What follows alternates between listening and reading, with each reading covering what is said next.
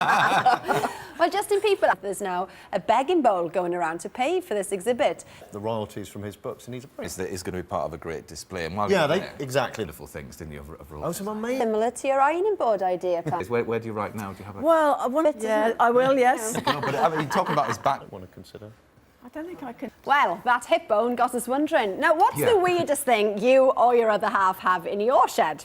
Email us and we'll see if we can outdo Roald Dahl by the end of the show. It's going to be a brilliant call out. Yeah, Can't it wait will. to hear what you come up with. Now, Justin, thanks ever so much for coming in tonight because it's a very special evening, isn't it? It is indeed. Hey, 10 years. Dead. So it goes like this. Okay. You don't look convinced, Pam. I was a bit worried that Justin should have compared his wife to a shed.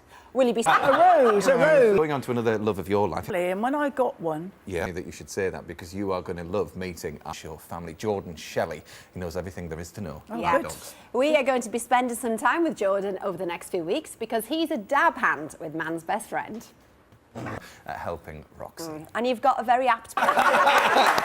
Hey! It's your new book, The Necessary Aptitude. What prompted the title then? It's interesting. it's called The Necessary Aptitude because in my early jobs, aptitude for this job, so associate with failure when they say Yes, you lovely. have. And interesting, the book takes us up to 1975. Yeah. And an opportunity of you Oh on my that show. God, Let's have a this little is going to be terrible. Don't worry. Ends in 1975. For that, because you must have met some incredible people following Opportunity Knocks.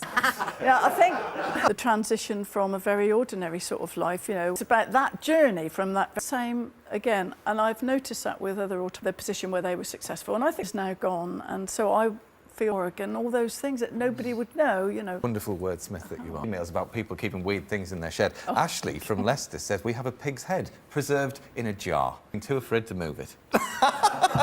Yeah. Son's belly buttons, all sorts of things. Son's Anyway. belly button cord. Okay, well. Nice. I once went to a spread eagled in pickling fluid, pig's head away. If it, We're now going to talk about running. This weekend, thousands of you will be taking part in the Great North Run. But unknowingly, a lot of you are going to be running using the wrong technique. Yes, Dougie Vipond is in training for a couple of big events. And here he is, putting the right foot forward.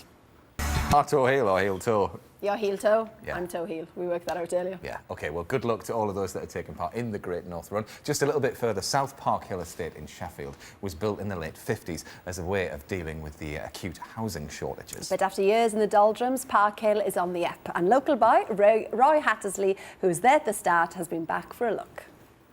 OK, well, we have been inundated with you. What a great call-out this has been. We've had loads of The them. weirdest thing you have in your shed. Would you like to go first? I Pam? will. A Saurus vertebrae that she dug up herself.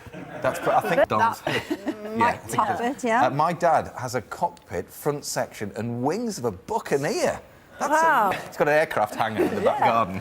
Graham Smith from Cambridge has a working parking meter, complete with pole. All right. Wow. 30 miles an hour sign, look, in Essex. Thank you so much. Janice and Roy have got World War II helmets and gas masks in their shed. Yes, and you must have a lot of forks and spades because That should be in with us It's a tonight. pleasure. Glenister will be here tomorrow with Fiona Bruce. See you then. See you then. Bye-bye. Bye. That was lovely.